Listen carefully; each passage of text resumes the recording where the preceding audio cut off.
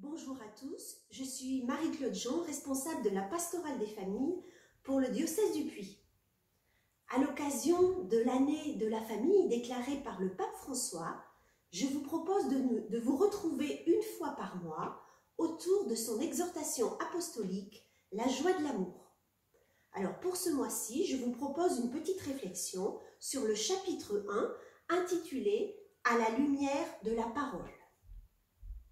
Le pape part de la Bible pour nous faire comprendre ce que vivent les familles d'aujourd'hui. Donc nous pouvons dire que la Bible n'est pas un texte sclérosé, mais qu'elle est la source vivante de la pensée de l'Église sur la famille. La Bible fourmille d'exemples de familles en tout genre. Dieu accompagne toutes les familles de génération en génération à travers les siècles, afin de leur proposer à chacune son alliance. Or, nous voyons dans la Bible que les familles sont loin d'être exemplaires.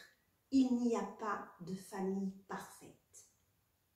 Mais c'est dans cet univers contrasté que la parole de Dieu se ferait un chemin parmi les hommes. Le pape François propose pour nous parler de la famille de prendre le psaume 128, qui est un psaume de bénédiction nuptiale, utilisé dans la liturgie de l'Église pour la fête de la Sainte Famille. Ce psaume nous invite à partager la joie d'une famille qui vit en accord avec le Seigneur. Ce psaume nous dit que le Seigneur nous a créés pour le bonheur en famille ici-bas, tous les jours de notre vie. Et pour atteindre ce bonheur, il nous dit qu'il faut prendre appui sur la parole de Dieu.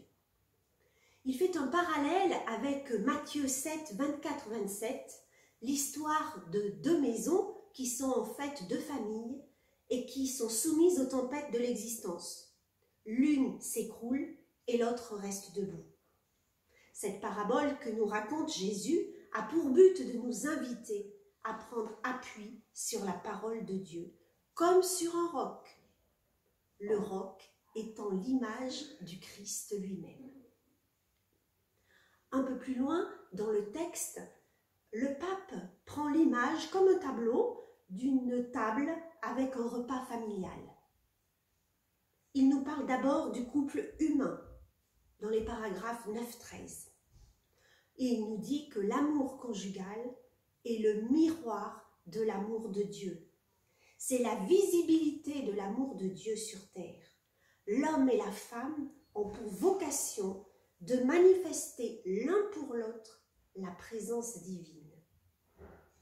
Ensuite, il y a les enfants. Et le pape nous dit que ce sont les pierres vivantes de la maison. Il nous dit aussi que cette cellule familiale, on peut l'appeler église domestique. Pas parce qu'on y célèbre l'Eucharistie, mais parce qu'on y prie ensemble et qu'on accueille la bénédiction du Seigneur. C'est d'abord en famille que les enfants s'éveillent à la foi. Mais la fécondité du couple n'en reste pas là. Elle doit s'élargir à la dimension de la société, notamment par le soin des plus fragiles. Un peu plus loin dans le texte, le pape se penche sur les familles en souffrance. Les familles qui sont dans la douleur, qui connaissent la violence, paragraphe 19. Il nous dit que cette dimension obscure de l'homme fausse les relations d'amour. Mais là, la parole de Dieu devient une compagne de route précieuse pour avancer car elle connaît toutes ces épreuves familiales. En effet, le Christ n'est pas passé à côté des difficultés de la vie. Cette dimension obscure, le Christ l'a vaincu par son passage par la croix et par sa résurrection. Ce que Jésus a été pour les hommes et les femmes de son temps, la parole de Dieu continue à l'être pour les hommes et les femmes d'aujourd'hui. Le Christ a guéri, le Christ a consolé, le Christ a enseigné, il a accompagné. La parole de Dieu est une véritable compagne de route pour nous aujourd'hui. Paragraphe paragraphe 22. À la fin de ce chapitre, le texte termine par une méditation sur la Sainte Famille, une famille qui est bien réelle. Et il nous dit que Marie peut nous aider à relire nos existences et à y reconnaître la trace divine, elle qui garde tout dans son cœur. Dieu continue d'écrire avec nous nos histoires saintes personnelles.